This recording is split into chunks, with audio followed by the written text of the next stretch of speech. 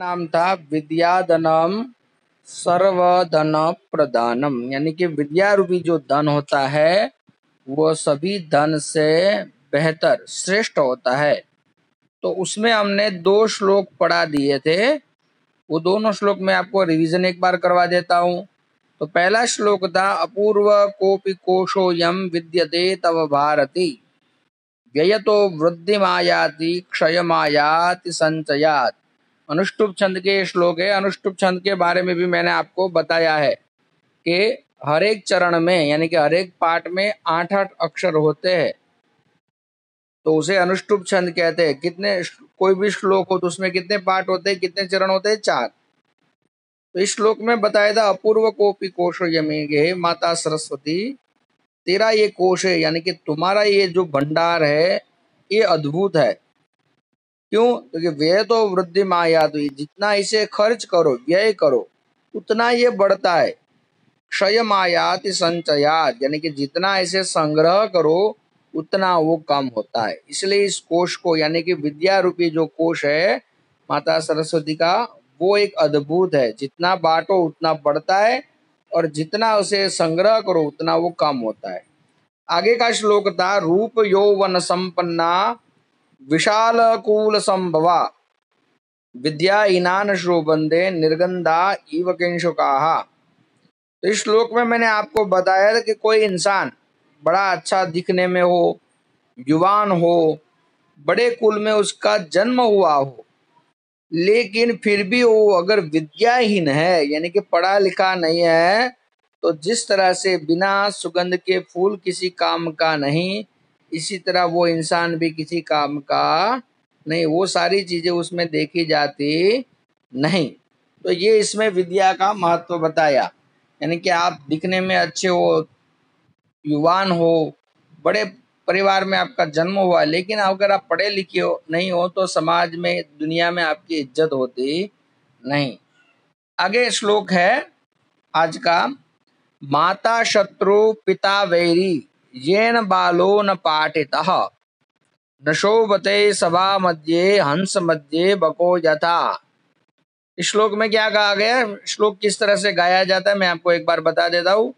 माता शत्रु पिता वैरी येन बालो न पाठितः, माता शत्रु पिता वैरी येन बालो न पाठितः न शोभते सभा मध्ये हंस मध्ये बको यथा, न शोभते सभा मध्ये हंस मध्ये बको यथा। तो इस श्लोक में कहा गया कि वो माता और पिता उस बच्चे के शत्रु और दुश्मन है। किस बच्चे के? जो अपने बच्चे को पढ़ाते नहीं है, स्कूल नहीं भेजते, कुछ सिखाते नहीं है। यानी कि जो बच्चे को शिक्षा उसके माता पिता नहीं दिलवाते, तो वो उसके दुश्मन के समान ही है। क्यों? क्योंकि न शोभते सभा मध्ये हंस मध्ये बको यथा, यानी कि उन सभाओं में जहाँ विद्वान लोग बैठे हैं, पढ़े लिखे लोग बैठे हैं, समझदार लोग बैठे हैं, वहां पर वो शोभता नहीं, वहां पर वो अच्छा लगता नहीं। क्यों? कि जिस तरह से हंसों की सभा में कोई बगुला हो तो वो सबसे अलग हो जाएगा, इसी तरह से जहाँ पढ़े लिखे हो वहां पर कोई मूर्ख इंसान हो तो जब पढ़े लिखे बात कर रहे हैं तो उसे तो कुछ समझ में नहीं आएगा, और जब उसकी बारी आएगी अब आप बताइए तो उसे कुछ आता नहीं है, तो उस सभा में उसकी इज्जत नहीं होगी, वहां पर उसको कोई सम्मान देगा नहीं, वहां से उसे अपमानित होकर जाना पड़ेगा। तो उसे अपमानित क्यों होना पड़ा? अपने माता पिता के कारण। क्यों? उसने उसे पढ़ाया नहीं। यानी कि श्लोक में बताया गया कि वो माता पिता उस बच्चे के दुश्मन है जो अपने बच्चे को शिक्षा नहीं देते, उसे एजुकेशन नहीं देते। अगर एजुकेशन देते और बच्चा नहीं पढ़ता तो वो बच्चे की गलती है, लेकिन स्कूल ही नहीं भेजते, पढ़ाई लिखाई कोई काम की नहीं है, सीधा काम पे लगा देते हैं, तो वो माता पिता उस बच्चे के दुश्मन है। तो ये यहाँ पर बताया, क्योंकि हर एक बच्चे को एजुकेशन जरूरी होता है। बिना एजुकेशन कैसे कि वो कोई जानवर होता है और उस बच्चे में कोई फर्क नहीं होता। क्यों? जानवर भी खाता है, पीता है, सोता है, इसी तरह से वो बच्चा भी खाएगा, पिएगा और सोएगा, और उसे कोई समझ में आएगा नहीं।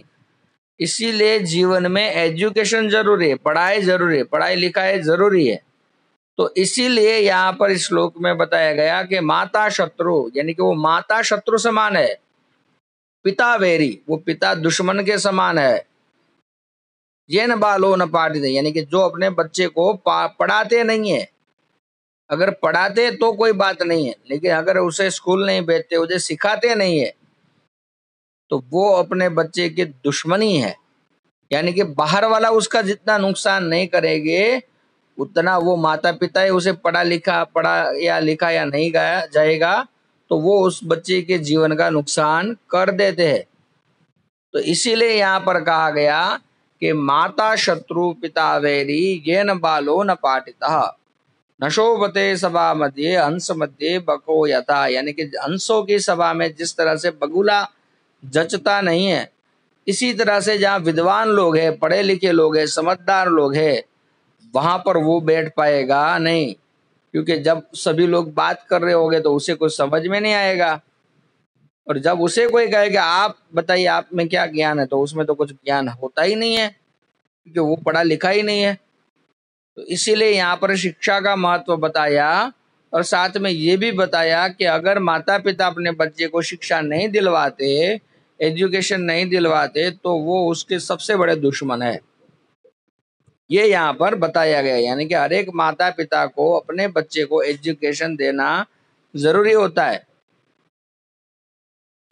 अगर वो एजुकेशन देते और बच्चा नहीं पढ़ता तो वो बच्चे की गलती है, लेकिन स्कूल ही नहीं भेजते, उसे कुछ अच्छा सिखाते ही नहीं है, तो वो माता पिता की गलती होती है, और वो उसके दुश्मन के समान ही होते हैं। आगे कहते हैं सुखार्थिना कुतो विद्या विद्यार्थिना कुतः सुखम सुखार्थी वा त्यजेत विद्याम विद्यार्थी वा त्यजेत सुखम। इस श्लोक में बताया गया, पहले एक बार इसे गा के सुन लो। सुखार्थिना कुतो विद्या विद्यार्थिना कुतः सुखम सुखार्थी वा त्यजेत विद्याम विद्यार्थी वा त्यजेत सुखम। फिर से एक बार, सुखार्थिना कुतो विद्या विद्यार्थिना कुतः सुखम सुखार्थी वा त्यजेत विद्याम विद्यार्थी वा त्यजेत सुखम। तो इस श्लोक में बताया गया, यानी कि जो बच्चे को विद्या प्राप्त करनी है तो उसे क्या करना चाहिए, तो उसके लिए बताया गया सुखार्थिना कुतो विद्या, यानी जिसे सुख की कामना है, जिसे सुखी रहना है, जिसे अपने शरीर को कुछ भी कष्ट देना ही नहीं है, तो उसे विद्या प्राप्त होती नहीं है। यानी कि अगर जीवन में सब कुछ, बचपन की बात कर रहा हूं मैं, बचपन में सब कुछ ऐशो आराम चाहिए कि मुझे कोई दिक्कत होनी ही नहीं चाहिए, तो वो बच्चा विद्या प्राप्त कर सकता नहीं। आगे का विद्यार्थी ना कुतः सुखम, यानी कि विद्यार्थी को कभी सुख होता नहीं। यानी कि जब आप बचपन में पढ़ते लिखते हो, तो अगर आप ऐसा समझो कि मुझे शरीर को कोई दिक्कत नहीं आनी चाहिए, मुझे टाइम टू टाइम खाना मिलना चाहिए, मैं जो मांगू तुरंत आ जाना चाहिए, मैं लंबे समय तक काम नहीं कर सकता, मैं इतना ज्यादा लिख नहीं सकता, तो वो सुख की कामना है। आप अपने अनुसार सब कुछ चाहते हो तो वो कभी नहीं होगा। तो इसीलिए उस ऐसे इंसान को विद्या प्राप्त होती नहीं, क्योंकि विद्यार्थी अवस्था में क्या होता है, मानो कि अभी तो आप छोटे हो, अगर आप हॉस्टल में पढ़ते हो तो हॉस्टल में क्या होता है, खाना आपके अनुसार ना हो, जहाँ घर पे जैसे मम्मी बना के देती वैसा वहां पर ना भी हो, वहां पर बिस्तर होता है तो वो भी हमारे घर जैसा आरामदायक ना हो, पंखा भी धीमा हो सकता है, घर पे ऐसी हो सकता है या ना भी हो। फिर क्या होता है कि कभी कभी स्कूल में सर या टीचर या मैम ने कुछ ज्यादा काम दे दे तो रात भर जाग जाके करना पड़ता है। एग्जाम आ रही है तो एग्जाम की प्रिपरेशन के लिए हमें ज्यादा ओवर टाइम करके पढ़ना पड़ता है।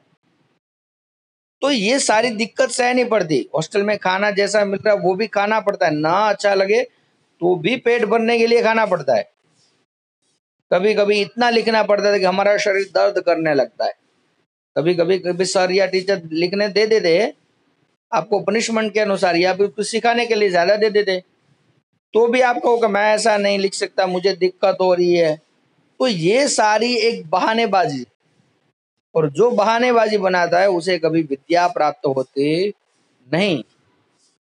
विद्यार्थी अवस्था में तो कुछ भी करना पड़े, यानी कि अगर पढ़ना लिखना है तो हमारी नींद भी हमें खराब करनी पड़ती है कि अगर हमें परीक्षा में अच्छे मार्क्स नंबर लाने हैं तो सुबह 5 बजे या 4 बजे जाकर पढ़ना पड़ता है।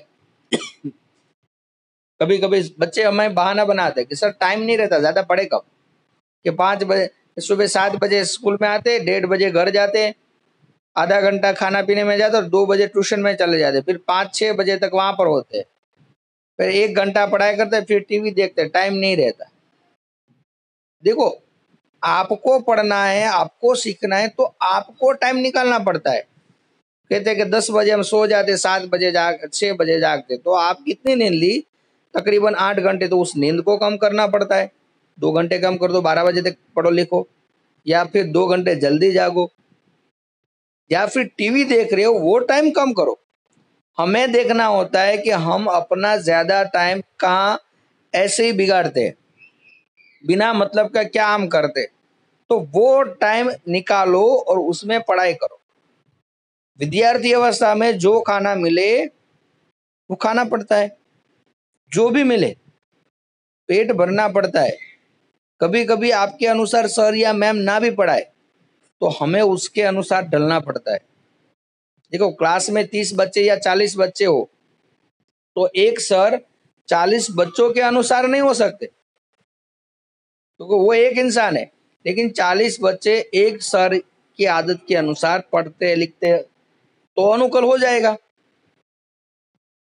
तो हर एक चीज हमारे अनुसार नहीं हो सकती। हमें ज्यादा काम भी करना पड़े तो करना पड़ता है, हमें ज्यादा लिखना पड़े तो लिखना पड़ता है, कम सोने को मिले तो सोना को कम करना पड़ता है, खाना जैसे भी मिले तो करना पड़ता है। कभी कभी हम ऐसा भी बहाना, सर मैं पढ़ाई लिखाई करने बैठता हूँ लेकिन घर में आवाज बहुत होती, तो उसकी भी आदत डालनी पड़ती है। घर वाले अपना काम करते रहते हैं लेकिन हमें तो पढ़ाई लिखाई करनी है, वो उनका काम है, तो हम उनको नहीं कह सकते आप अपना मुंह बंद रखिए। हमें उसके आदत में डलना पड़ता है। हम या तो उससे दूर हो जाए या फिर हम ऐसी आदत बनाए कि कितनी भी आवाज हो मुझे मेरी पढ़ाई में कोई डिस्टर्ब कर सकता नहीं। तो ये सारी आदत आप डालो तो ही होता है कि हम अच्छी पढ़ाई लिखाई कर सकते। तो विद्यार्थी न कुतः सुखम, यानी कि विद्यार्थी को कभी सुख होता नहीं। एक बात समझ लो, दुनिया में जितने भी बड़े लोग हुए, डॉक्टर हुए, इंजीनियर हुए, साइंटिस्ट हुए, या फिर किसी ने अच्छी एग्जाम पास करके बड़े बड़े पद पर काम कर रहे, वो लोगों का आप जीवन देखो ना तो 1 से 25 साल, यानी कि जब से पढ़ाई शुरू की और तब से 25 साल तक उन्होंने पीछे मुड़ के देखा नहीं है। वो सिर्फ और सिर्फ पढ़ाई करते। जीवन में कैसा भी संकट आए वो कभी बहानेबाजी बनाते नहीं है। हमारे देश के एक पूर्व राष्ट्रपति, आपने नाम सुना होगा, डॉक्टर अब्दुल कलाम, भारत रत्न, बड़े बहुत बड़े साइंटिस्ट हो गए। तो वो एकदम गरीब गरीब परिवार से थे, तो किसी ने बुक दान में दी तो वो बुक में से वो स्ट्रीट लाइट में नीचे खड़े रहकर भी बैठकर भी पढ़ते थे। तो कभी बहाने नहीं बनाए कि मेरे पास घर नहीं है, मेरे पास बुक नहीं है, मैं कैसे पढ़ूं। पढ़ना लिखना है तो कैसे भी करना पड़ता है, हमें उसके अनुसार ढलना पड़ता है। अभी अभी कुछ समय पहले भारत में एक, गुजरात में एक आईपीएस अधिकारी आया जिसकी उम्र केवल 21 साल है। केवल 21 साल की उम्र में वो जामनगर का एसपी बन गया। तो उसका जीवन आप देखो ना, तो वो सूरत में एक परिवार था जिसके उसके पिता हीरा घसने का काम करते, रत्न कलाकार थे। तो उसके गांव वालों ने उसे सपोर्ट किया और उसने पढ़ाई लिखाई की, फिर दिल्ली में जाके उसने यूपीएससी की प्रिपरेशन की, और प्रिपरेशन करने के बाद भी जब वो एग्जाम देने जा रहा था तो उसका एक्सीडेंट हो गया। उसके पाँव में बहुत चोट आई और उसके एक हाथ तो भांग ही गया, टूट ही गया।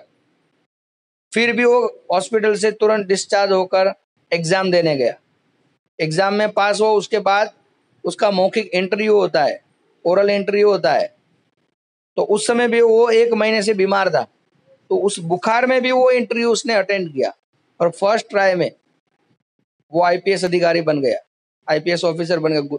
पूरे भारत में सबसे छोटी उम्र का आईपीएस ऑफिसर है वो। सिर्फ और सिर्फ 21 साल की उम्र में वो एसपी बना हुआ है जामनगर का। गुजरात में एक जामनगर जिला है, वहां का एसपी है। तो ये होता है, ये लगन होती है। तो सब कुछ भूल जाना होता है। उसे कितना दर्द हुआ होगा, हाथ टूट चुका है, पैर में दर्द है, चोट लगी है सर पर, फिर भी वो एग्जाम अटेंड कर रहा है। बुखार है, फिर भी वो एक ओरल एग्जाम अटेंड कर रहा है। तो ये लगन होती। अगर हम कहें कि मुझे सब कुछ सुविधा मिले तो मैं करूँ, तो कोई नहीं कर पाता। यानी कि विद्यार्थी अवस्था। लेकिन अब देखो, अब उसकी पूरी लाइफ आराम से बीतेगी, क्योंकि एसपी बना हुआ है। तकरीबन 80-90 हजार से उसकी सैलरी स्टार्ट हो गई होगी। जैसे जैसे उसकी सर्विस बढ़ेगी, उसकी सैलरी भी हाई होती जाएगी, और पूरे जिले में सबसे बड़ा ऑफिसर, सम्मान भी उतना मिलेगा। तो अब उसके जीवन बहुत आरामदायक हो जाएगी। तो ये होता है, अगर आपने अपने बचपन के कुछ साल पढ़ाई लिखाई में अच्छी तरह से जोग दिए, तो बाकी जिंदगी आपकी आरामदायक हो जाएगी। अच्छी तरह से पढ़ाई लिखाई कर लिया, आप अच्छे डॉक्टर बन गए, तो भाई डॉक्टर को पैसे को कमी नहीं होती, दिक्कत नहीं होती। जो भी इच्छा चाहो आप ले सकते हो, खरीद सकते हो। जहाँ घूमना जाना चाहो आप जा सकते हो। क्यों? पैसों की कोई दिक्कत नहीं होती। लेकिन अगर बचपन में ठीक से पढ़ाई लिखाई नहीं की, हमें बहुत आराम से रहे, तो आगे जाके आपको अच्छी सर्विस नहीं मिलेगी, काम नहीं मिलेगा अच्छा। और काम मिलेगा तो इतने सारे पैसे नहीं मिलेंगे, तो आप जो चाहो वो नहीं मिलेगा। तो पूरी जिंदगी अच्छी हमें करनी है, तो पहले जीवन के जो पढ़ाई के समय है उसमें हमें हमारे सुखों का त्याग करना पड़ता है। इसीलिए यहाँ पर कहा गया सुखार्थिना कुतो विद्या। यानी कि जो सुख की कामना करते हैं उसे विद्या प्राप्त होती नहीं। और विद्यार्थिना कुतो सुखम, यानी कि जो विद्यार्थी होता है उसे कभी सुख मिलेगा नहीं। अब क्या कहा, सुखार्थी व त्यजेत विद्या। यानी कि अगर आपको विद्यार्थी अवस्था में बचपन में सुख चाहिए, ऐशो आराम चाहिए, तो विद्या का सपना छोड़ दो। आप अच्छे पढ़े लिख कर अच्छा बन जाओगे, वो सपना छोड़ दो, वो आप कभी पूरा नहीं कर पाओगे। और विद्यार्थी व त्यजेत सुखम, लेकिन अच्छा विद्यार्थी बनना चाहते हो, पढ़ लिख कर एक काबिल इंसान बनना चाहते हो, तो सुख की कामना छोड़ दो। तो हमें सुख की कामना छोड़नी पड़ती है कि मुझे जो मिलेगा वो मैं चला लूंगा। गुजराती में हमारे एक सर कहते थे कि बचपन में क्या होना चाहिए, चालशे फावशे अने भावशे।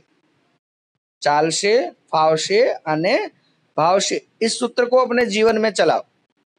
चाल से, जैसा भी कुछ खाना पीना मिला या जैसी भी स्थिति में हमें कोई चीज मिली, तो कि चलो चलेगा। कुछ जगह पर हम गए, वहां पर हमें रहने का ठिकाना ठीक से मिला ना मिला, सोने की जगह जैसे भी नहीं मिला, तो भी हम कहेंगे फाव से। मुझे जहां भी आप तकिया लगा दोगे मैं सो जाऊंगा, गद्दा मिले ना मिले ऐसे ही नीचे सो जाऊंगा, तो वो होता है फाव से। और खाना जैसा भी मिले, मुंह बिगाड़ कर हम वहां से चले जाए, ऐसा नहीं, भाव से। तो इस सूत्र को जीवन में उतारो और विद्यार्थी अवस्था में इसी से चलो, तो आपका जीवन उसके बाद जब आप पढ़ाई लिखाई खत्म करोगे, जीवन में आपको सब कुछ मिलेगा। फिर ये 3 सूत्रों का त्याग कर दोगे तो चलेगा। लेकिन अगर इस अवस्था में ये 3 सूत्र आपने नहीं पालन किए, तो पूरी जिंदगी इसी से चलाना पड़ेगा।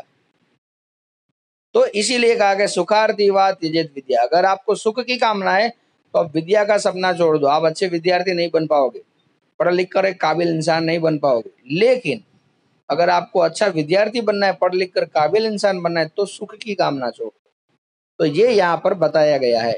यानी कि अच्छी विद्या प्राप्त करनी है, पढ़ लिख कर अच्छा काबिल इंसान बनना है, तो सुख को त्याग करना पड़ेगा। जीवन में जिन परिस्थितियों में पढ़ना पड़े, जिन परिस्थितियों में लिखना पड़े, जिन परिस्थितियों में हमें आगे बढ़ना पड़े, तो वो करना पड़ता है। जैसे कि अभी ये लॉकडाउन का समय, तकरीबन आप अप्रैल से पढ़ना शुरू करो, तो अप्रैल, जून, जुलाई, अगस्त, 4 महीने, 5वां महीना चल रहा है, आप 5 महीने से ऑनलाइन पढ़ाई कर रहे हो। तो इन परिस्थितियों में हमें हमें ढलना पड़ता है। आप कहोगे सर मैं ऑनलाइन नहीं सीख पाता, अगर आप क्लास में हो तो मैं सीख लेता। नहीं, अभी ऐसा समय नहीं है, बुरा समय चल रहा है, तो हमें इन परिस्थितियों के भी अनुकूल होना पड़ता है। भाई मैं ऑनलाइन में भी ठीक से ध्यान दूंगा, सर जो बोल रहे हो उसे मैं ठीक से सुनूंगा, उस समय मैं इधर उधर नहीं देखूंगा, कहीं मैं और ध्यान नहीं दूंगा, और फिर सर जो वीडियो अपलोड करते उसे मैं बार बार सुनूंगा।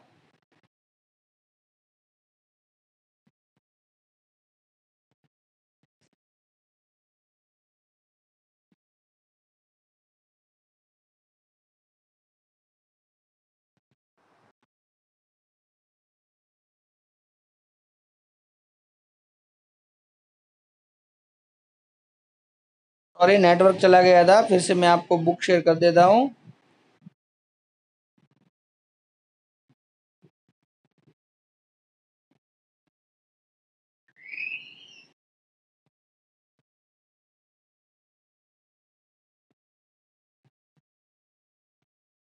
नेटवर्क इश्यू हुआ था, तो मैंने आपको यही बताया कि कैसी भी परिस्थिति आए उन परिस्थितियों के अनुकूल हमें होना पड़ता है। तो यही इस श्लोक में बताया गया।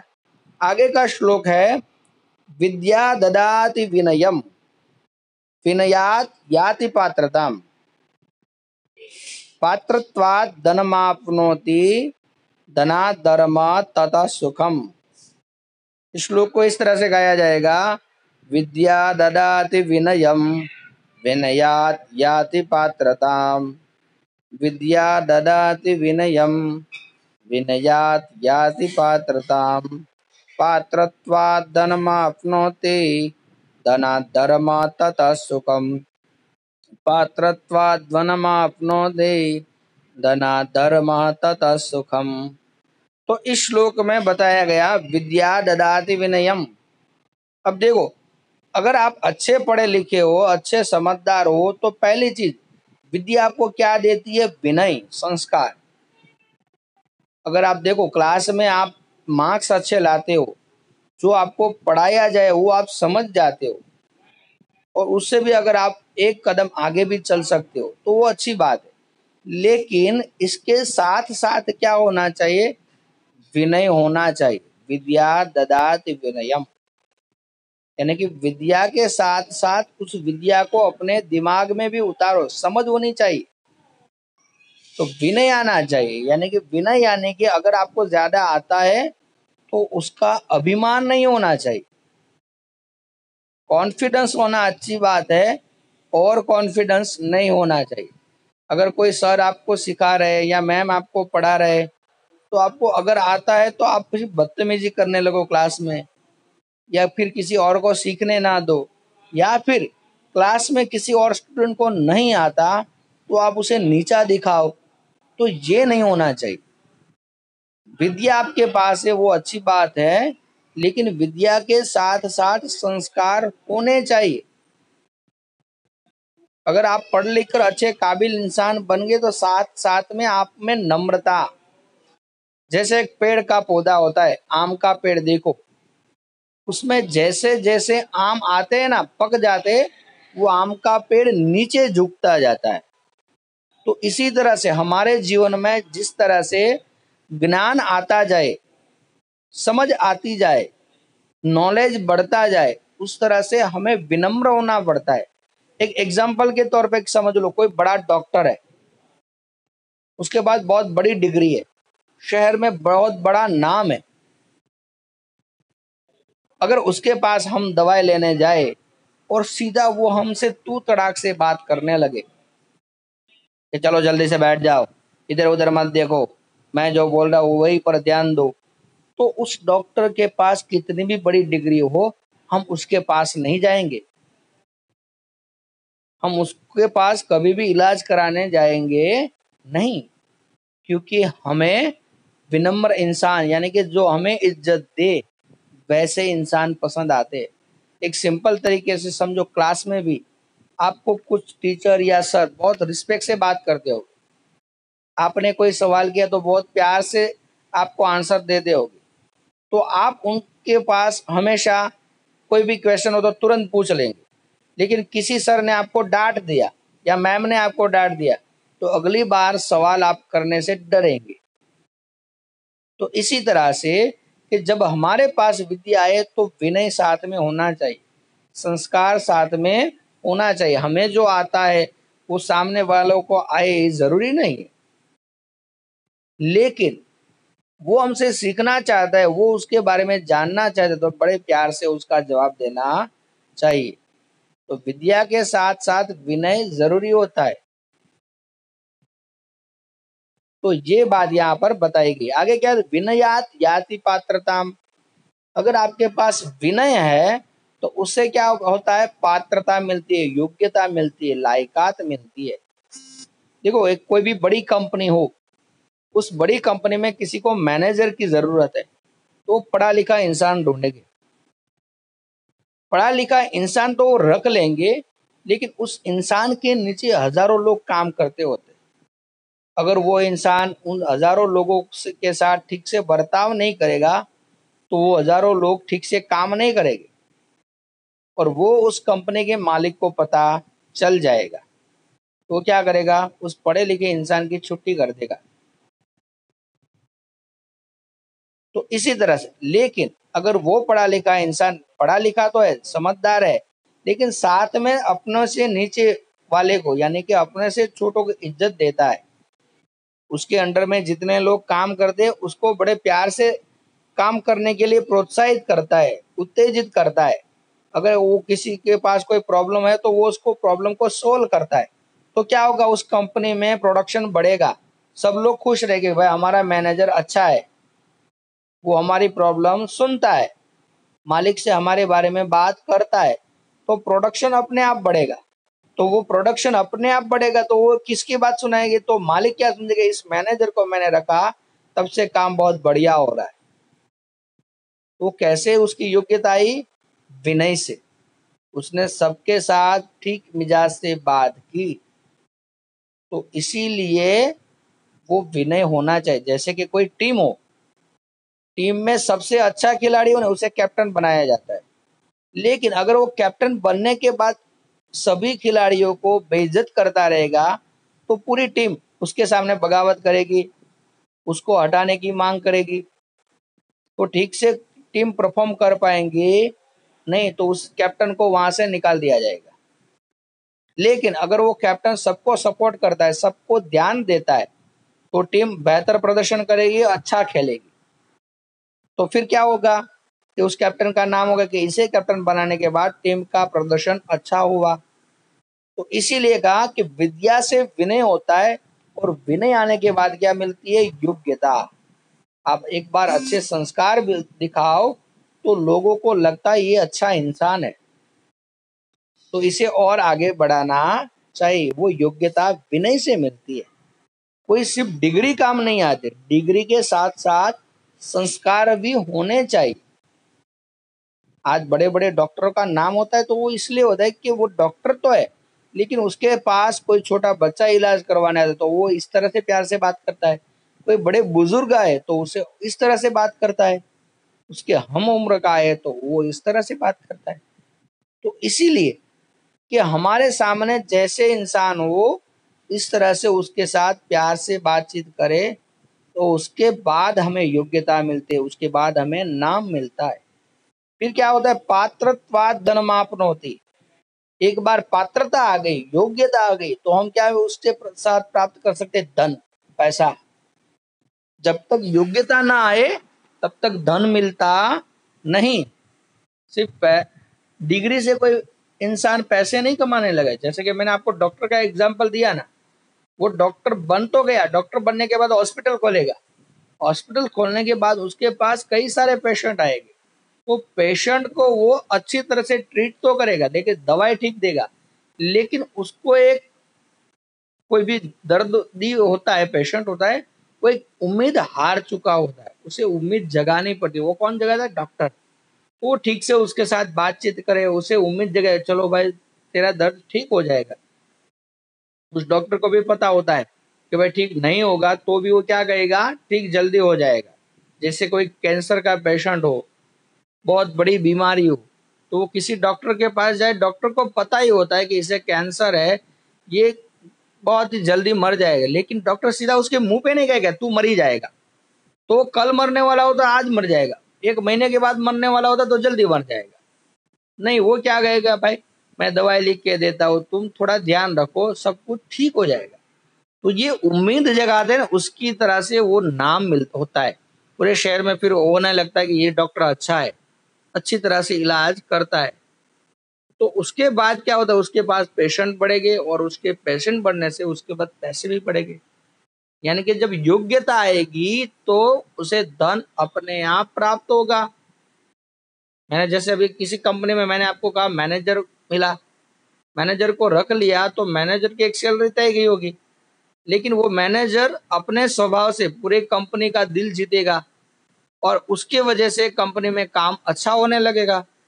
तो काम अच्छा होगा तो कंपनी की इनकम भी बढ़ेगी, तो बॉस को भी पता चल ही जाएगा कि इसके आने के बाद हमारी इनकम बढ़ी, तो उसकी सैलरी अपने आप बढ़ा देगा, क्योंकि वो किसी और जगह ना जाए, यहीं पर काम करता रहे, वो मेरे लिए अच्छा है। तो इसीलिए यहाँ पर कहा पात्रत्वात् धनमाप्नोति, पात्रता से धन की प्राप्ति होती है।